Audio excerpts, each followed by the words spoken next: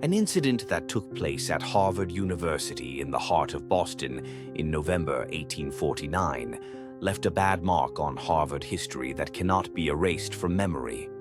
The mind-boggling incident took place between Dr. George Parkman and Dr. John Webster. Dr. John Webster was a professor at Harvard Medical School and, despite his academic career, was going through a difficult time financially. In an effort to maintain his high standard of living and accumulating debts, he borrowed a substantial sum from Dr. George Parkman, one of Boston's wealthiest and most prominent men. Dr. Parkman was a disciplinarian, known not only around Harvard but throughout Boston for his philanthropy and strict financial rules. He made a note of the people and dates of his loans and demanded timely repayments. Webster was unable to repay his debts and made the situation worse by taking on new debts. Dr. Parkman had lost patience with Webster's failure to repay the money he had given him. Parkman gave Webster a stern warning and began to press for full payment of the debt. In fact, Parkman put Webster in an even more difficult situation by transferring the promissory notes to other creditors as collateral. This put both financial and moral pressure on Webster. The date was the 23rd of November, 1849, and Dr. Parkman once again went to Harvard Medical School to discuss debt with Webster. Unable to pay his debts, Webster got into a heated argument with Parkman. However, he was not heard from again after this meeting. Parkman's family went to the police. Boston police began searching the university campus where Parkman was last seen, and testimony pointed to Webster, who was in debt. After a week of searching, bone fragments and human tissue in chemical drums were found in Webster's laboratory. Webster was arrested at the scene and taken to prison.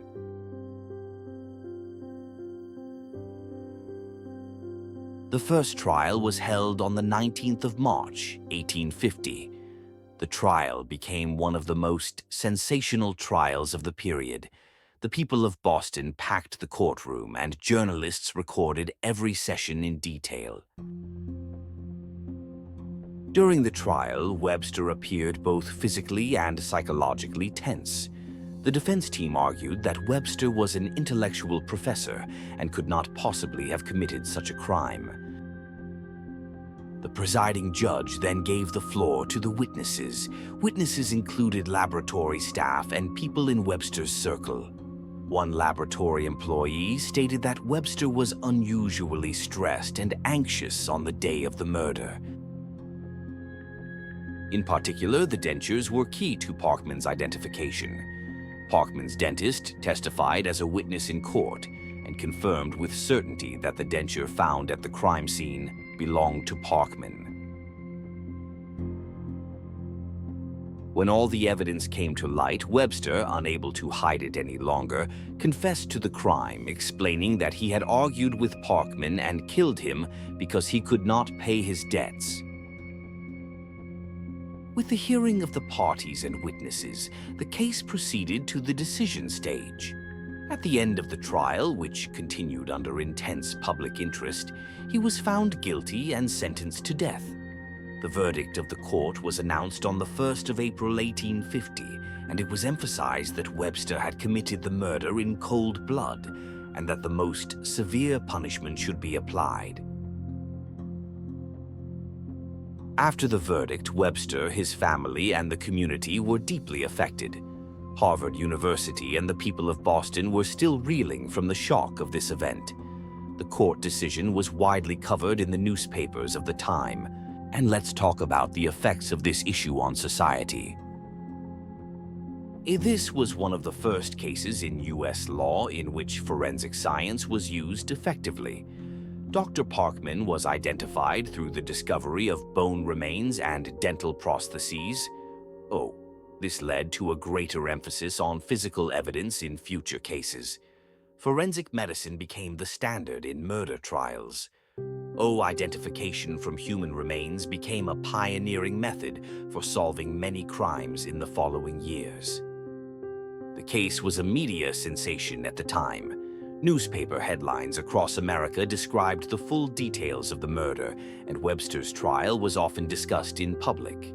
As a result, the Harvard murder case has gone beyond being just a murder case and has turned into a period in which the limits of social values, the legal system, and individual morality are questioned.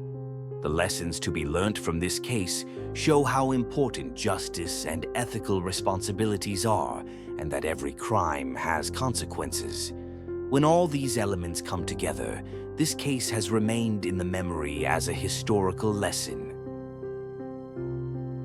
In retrospect, we realize that striking stories like the Harvard murder trial are more than just incidents. Such stories help us understand human behavior, justice, and society in a deeper way. In future videos, I will similarly continue to share more fascinating stories from the past. History is full of events that have shaped who we are today, and by studying these narratives, we will gain deeper insights into morality, law, and the consequences of our actions. I look forward to reconnecting you with important, timeless stories of the past.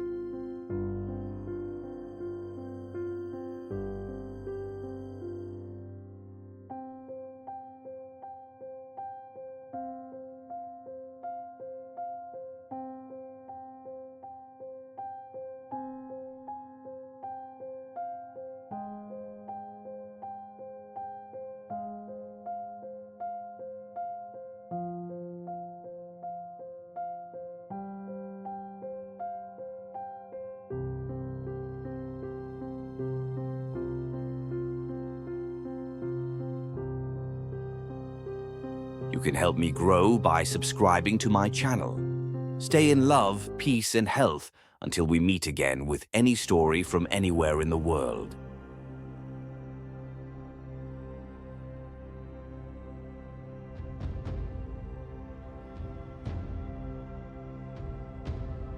The owl says,